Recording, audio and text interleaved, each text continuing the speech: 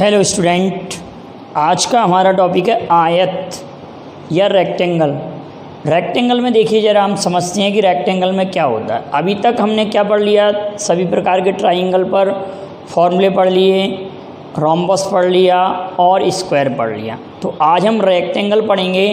तो रेक्टेंगल भी क्वाड्रिलेटरल का ही एक प्रकार होता है। रेक्टेंगल क्या होता है? एक प्रकार का क्वाड्रिलेटरल होता है, चतुर्भुज होता है। अगर आप लोग जब रीजनिंग पढ़ते हैं और जैसे आया आपके लिए चतुर्भुज, आयत और वर्ग आ गया, तो चतुर्भुज वाले कॉलम में हम क्या रखेंगे? चतुर्भुज माने ऐसे आपके लिए रीजनिंग में आता है ना, तो ये हमने ये चतुर्भुज लिखा। चतुर्भुज के अंदर आयत और आयत के अंदर क्या आ जाएगा? वर्ग। ऐसे हम माने तीन एक दूसरे के अंदर बना देंगे, तीन कॉलम।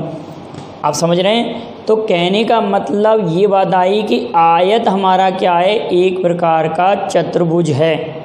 ठीक है। अगर इसकी चारों भुजाएं बराबर हो जाती हैं और प्रत्येक कोण 90 डिग्री का हो जाता है तो ये क्या बन जाता है? वर्ग। आयत की अगर चारों भुजाएं बराबर हो जाएं और प्रत्येक कोण 90 डिग्री का है तो क्या बनेगा? वर्ग। लेकिन आयत में क्या होता है कि सम्मुख भुजाएं बराबर होती हैं। बिल्कुल हम जीरो लेवल से लेकर चल रहे हैं, जीरो टू हीरो कॉन्सेप्ट पर। और आप अगर पूरा वीडियो देखेंगे तो आपको बहुत इम्पोर्टेंट फार्मूले आयत में मिलेंगे। देखिए, ये हमने बनाया रेक्टेंगल। तो रेक्टेंगल की ये हो गई क्या? लंबाई L, लंबाई L, चौड़ाई V, चौड़ाई V। रेक्टेंगल में ये लेंथ और ये ब्रेथ, लंबाई और चौड़ाई, लेंथ और breadth. Every angle is 90 degree, प्रत्येक कोण 90 डिग्री का होता है। और अगर इसको मैं ऐसे खींच दें, दो लाइनों को विपरीत अपोजिट शीर्षों को अगर ज्वाइन कर दिए, जैसे हमने ABCD बनाया, ABCD क्या एक रेक्टेंगल है। अगर हमने इससे इसको ज्वाइन किया, ये ऐसे ज्वाइन कर दिया, ये ऐसे ज्वाइन किया, तो ये क्या हो गया? डायगोनल। ये क्या हो गया? आयत का विकर्ण। और इसको हमने ऐसे ज्वाइन कर दिया तो ये दूसरा विकर्ण हो गया। आयत के विकर्ण एक दूसरे को 90 डिग्री पर भी काटते हैं। ये भी 90 डिग्री होगा। क्लियर है? और वर्ग में भी विकर्ण 90 डिग्री पर कट करते हैं। समचतुर्भुज रोम्बस में भी कट करते हैं। आयत में भी यही पोजीशन होती है। तो आयत के विकर्ण 90 डिग्री पर कट करेंगे। ठीक है, ये डायगोनल हो गया आयत का।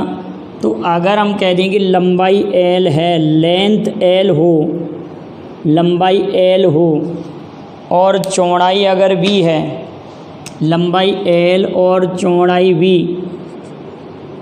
तो हम आयत का क्षेत्रफल कहते हैं। आयत का क्षेत्रफल area equal length into breadth, लंबाई इंटू चौड़ाई।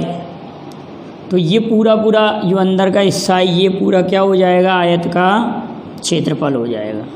अगर इसका परिमाप कह दें, परिमाप या पेरीमीटर, हम परिमाप लिख दें यहाँ पर और इंग्लिश में भी लिख देंगे पेरीमीटर, पेरीमीटर परिमाप। तो 2 लंबाई धन चौड़ाई, ये आयत का परिमाप हो गया। पहला formula area, second formula perimeter परिमाप के लिए हो गया। क्षेत्रफल ये परिमाप हो गया। अब आयत में होता है डायगोनल, डायगोनल विकर्ण। इसको हम क्या कहेंगे? विकर्ण। तो विकर्ण होता है root L square plus B square. मतलब ये पूरा डायगोनल की लंबाई, चाहे ये वाला डायगोनल कह दें चाहे ये वाला डायगोनल कह दें। ये आया कैसे? आप सभी लोग ये जानते हैं कि अगर इतना मैं डायग्राम ले लूँ, आयत का इतना चित्र ले लेता हूँ, अगर इतना हिस्सा, ये वाला हिस्सा, तो आप क्या कहेंगे? सर इस वाले हिस्से का ये क्या हो जाएगी? ये तो लंबाई है, ये चौड़ाई है। तो ये हमारे पास विकर्ण अगर D है तो विकर्ण D इक्वल टू, और ये 90 डिग्री एंगल है, पाइथागोरस थ्योरम से हमारे पास डायगोनल कितना आ गया? D equal to L square plus B square, L square plus B square. लंबाई का वर्ग धन, ये परिमाप लिखा हुआ है, परिमाप। अगर मैं सेमी पेरीमीटर की यहाँ से बात करूँ, अर्ध परिमाप की बात कर दें यहीं से, अर्ध परिमाप सेमी पेरीमीटर, तो L+B होता है। क्योंकि कई बार हमको क्वेश्चनों में क्या दिया होता है कि आयत का अर्ध परिमाप दिया होता है या अर्ध परिमिति कह देते हैं उसको। परिमाप को हम परिमिति भी कह सकते हैं, याद रखना। देखो परिमाप, परिमिति और एक और क्या होता है वृत्त में क्या बोलते हैं उसको, आप सभी लोग जानते हैं, परिधि। वृत्त के चारों ओर ये जो रास्ता है, ये एक राउंड लगाने में जो हम घूमते हैं उसको हम क्या कहते हैं, परिधि या सरकमफेरेंस। वृत्त में इसको क्या कहते हैं हम, परिधि या सरकमफेरेंस कहते हैं। यहाँ पे हम पेरीमीटर, परिमाप या परिमिति बोल देते हैं। क्लियर है कि नहीं बेटाओ? तो यहाँ तक का ये फार्मूला क्लियर। और ये जो ये वाला एरिया, ये एरिया ए और ए, ये चारों बराबर हिस्सों में बटे होते हैं। क्लियर है? क्योंकि देखिए यहाँ से हम देखेंगे ये 90 डिग्री एंगल कट कर रहा है, तो आयत का ये वाली बात है क्लियर। अगली इम्पोर्टेंट बात आएगी कि आयत में बड़े से बड़ा हमको वृत्त बनाना है। आयत से क्या बनाना है, बड़े से बड़ा वृत्त। तो उस वृत्त का क्षेत्रफल ऐसे हम निकालना चाहें, किसी आयत में से हम बड़े से बड़ा वृत्त बनाना चाहते हैं और उस वृत्त का हम क्षेत्रफल निकालना चाहते हैं। किसी आयत में हम बड़े से बड़ा वृत्त बनाना चाहते हैं और उस वृत्त का अगर हम क्षेत्रफल निकालना चाहें तो आप ऐसे कहेंगे कि ये हमने ले लिया आयत और इसके अंदर बड़े से बड़ा वृत्त, चाहे आप कहीं बना लें, कहीं पर भी बना लें, चाहे इस कोने से स्टार्ट कर दें, यहाँ से स्टार्ट कर दें, इधर से स्टार्ट कर दें, तो जो वृत्त की रेडियस होगी, आयत के अंदर बना बड़े से बड़ा वृत्त, बिगेस्ट सर्कल इन रेक्टेंगल, आयत के अंदर बना बड़े से बड़ा वृत्त।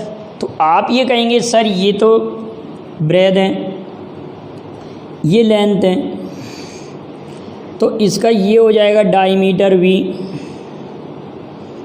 वृत्त का क्या हो जाएगा, ये डायमीटर, माने वृत्त का ये व्यास हो जाएगा। तो त्रिज्या कितनी हो जाएगी, d/2। त्रिज्या कितनी हो जाएगी, d/2, मतलब d/2, d/2 नहीं, b/2, सॉरी, b/2। चौड़ाई की आधी, चौड़ाई की आधी हो जाएगी। तो हम ये लिख सकते हैं आयत के अंदर बने, पांचवा फार्मूला कह सकते हैं इसको, आयत के अंदर बने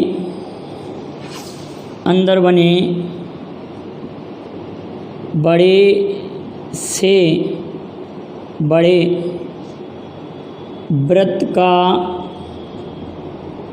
क्षेत्रफल, आयत के अंदर बने बड़े से बड़े वृत्त का क्षेत्रफल। क्या कहेंगे, आयत के अंदर बने बड़े से बड़े वृत्त का क्षेत्रफल πr²। तो पाई r की वैल्यू b/2,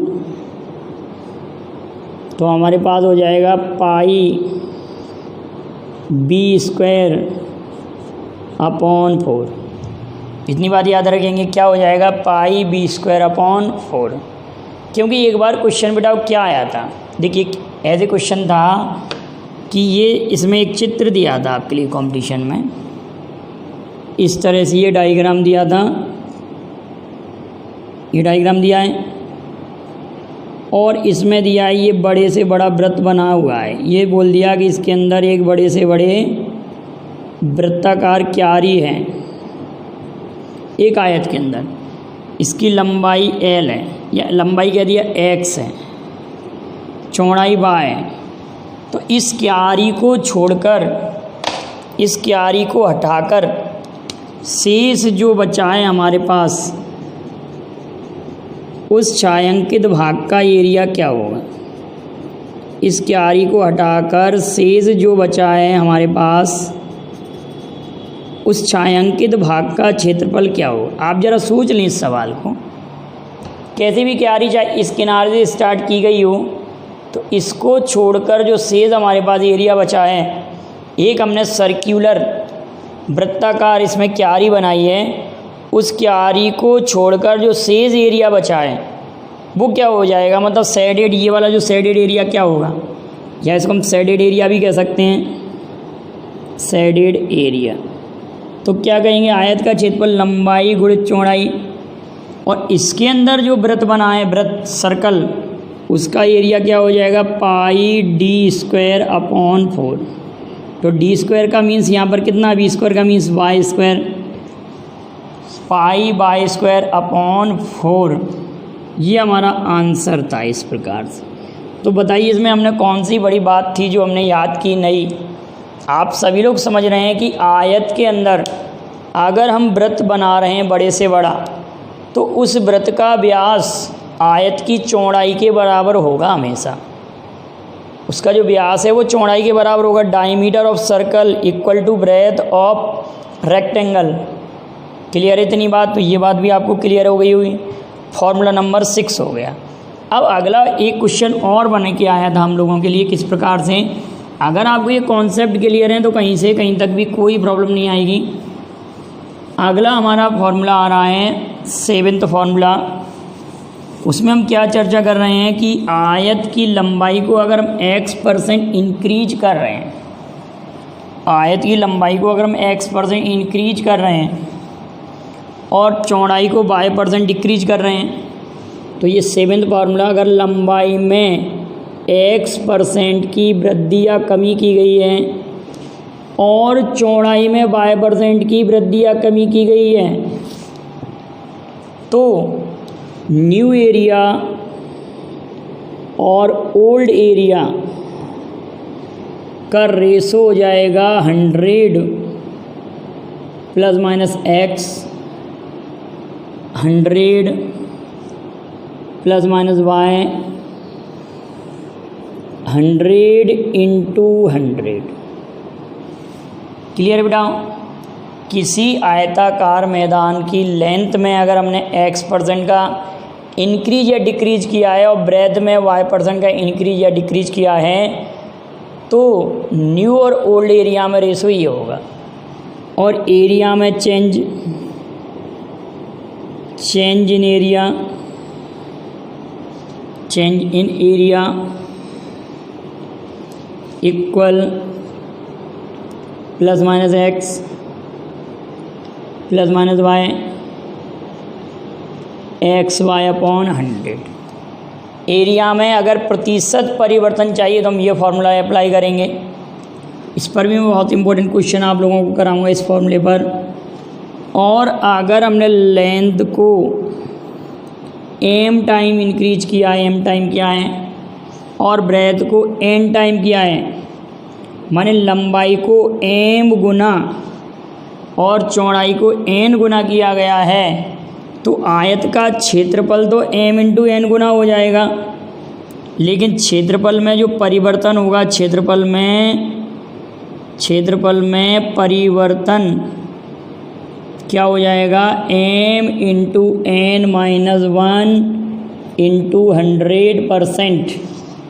क्षेत्रफल में परिवर्तन बराबर m into n minus 1 into 100%। इतने का आप स्क्रीनशॉट ले सकते हैं। क्लियर है बेटा? आयत में ये फॉर्मूले हम अप्लाई करेंगे। अब नेक्स्ट फार्मूला हमारा आ रहा है, यहाँ तक कोई प्रॉब्लम नहीं होगी। नेक्स्ट फार्मूला हमारा है कि कोई आयताकार मैदान है, कोई आयताकार मैदान है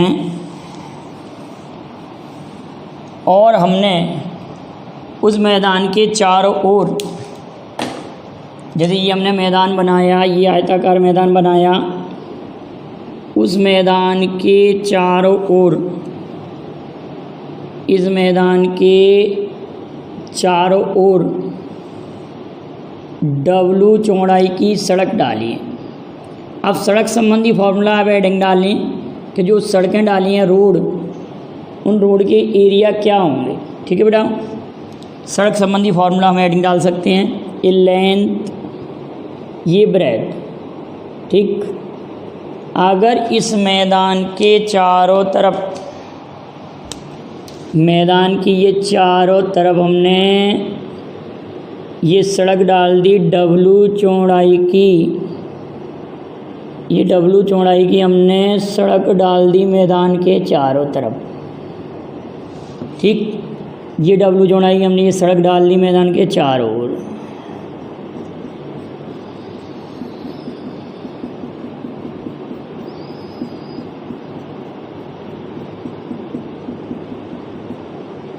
तो इन सड़क का क्षेत्रफल अगर हमको निकालना है,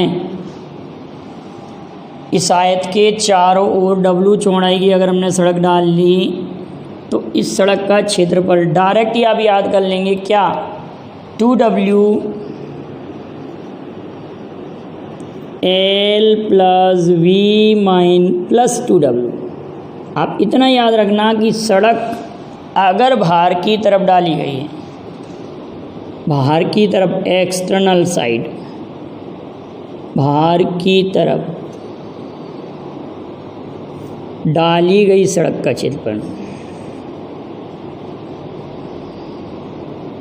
सड़क का क्षेत्रफल क्या हो जाएगा, आपको इसको याद कर लेंगे। ये सड़क का क्षेत्रफल है हमारे पास 2W L plus V plus 2W। अगर बेटा यही सड़क अगर किसी आयताकार मैदान में हम अंदर की ओर डालें, ये फॉर्मूला क्लियर है। ये सड़क संबंधी फॉर्मूला नंबर 1 हो गया, सड़क संबंधी।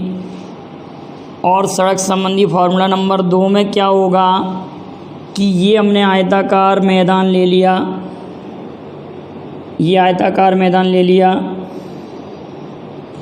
अब इस मैदान के अंदर की ओर, इस मैदान में अंदर की तरफ अगर हम W चौड़ाई की सड़क डालते हैं, अंदर की तरफ W चौड़ाई की सड़क डालते हैं, W चौड़ाई की कोई सड़क डालते हैं अंदर की तरफ, तो उस सड़क का क्षेत्रफल अगर हमको फाइंड करना है, उस सड़क का क्षेत्रफल अगर फाइंड करना है, क्लियर है,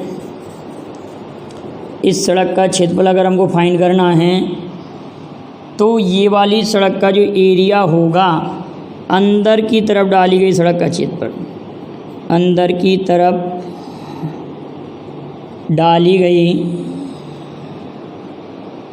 सड़क का क्षेत्रफल क्या कहेंगे आप, अंदर की तरफ डाली गई सड़क का क्षेत्रफल आप याद कर लेंगे 2W L plus V minus 2W।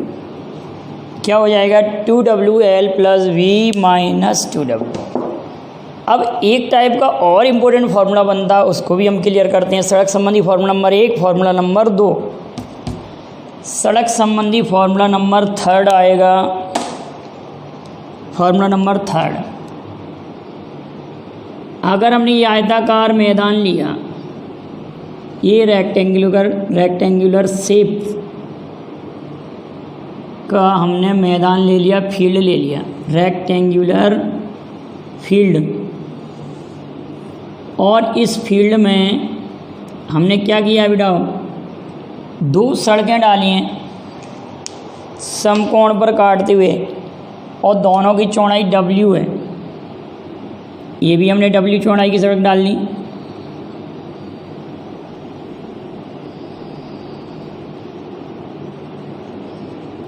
और ऐसे भी हमने W चौड़ाई की सड़क डाल दी। ये भी हमने क्या डाल दी, W चौड़ाई की सड़क।